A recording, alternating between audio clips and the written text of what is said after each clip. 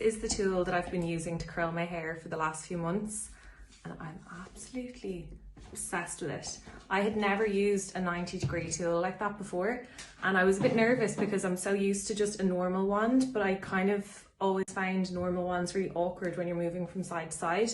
So this is just a really comfortable tool to use. When you turn this on, it basically counts up from 1 up to 200. So you can see it heating up, and then when it gets to 200, you're good to go.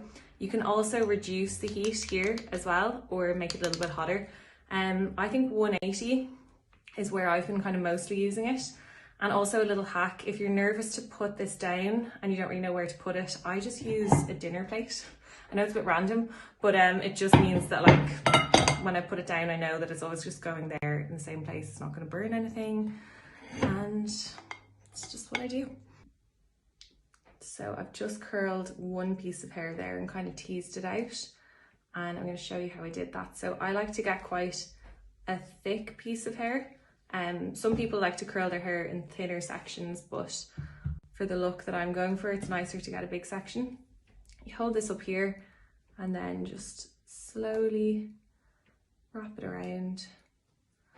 And then I don't like to curl the very last bit of my hair. I like to leave that little kind of ½ an inch there, just for more of a boho look.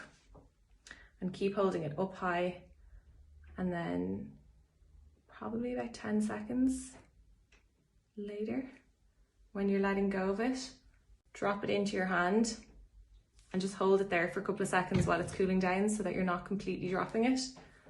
And then there's a curl. It's honestly the easiest thing to use.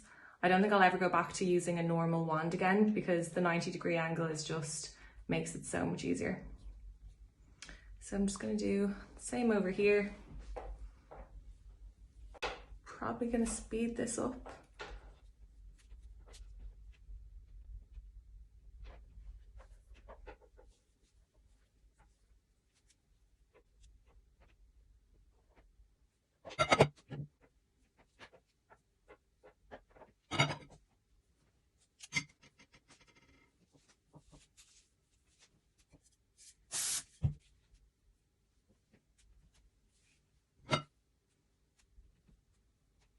Now, usually when I think that I'm finished, I check around, and I always end up finding a random bit that I just missed. So yeah, they also have one of those little gloves on their website if you feel more comfortable using that. I used it at the start just until I got used to the product, but I actually didn't really feel like I needed it too much because I found it so easy to use. So these are the curls before they're brushed out or anything. And I absolutely love them like this. I'll always put in a little bit more of the oil, just like a ½ a pump kind of, because just for that extra little bit of shine at the ends. I'm gonna give it a little brush just to kind of loosen it out a little bit.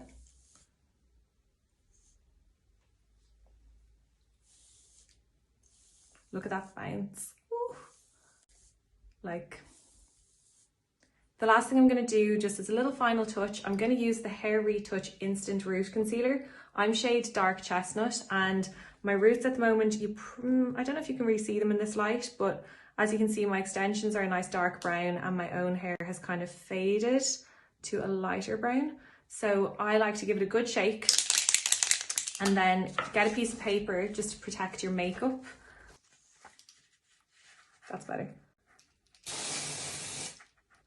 Look at that. Like the difference now.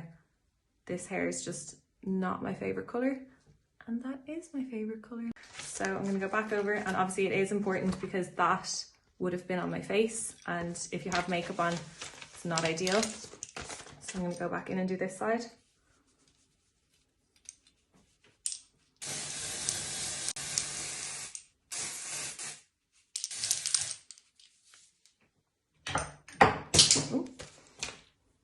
And you can still brush your hair while that's in. It's not a very tacky product, so it's not going to feel like you have a load of product. It's actually quite light. So there you go.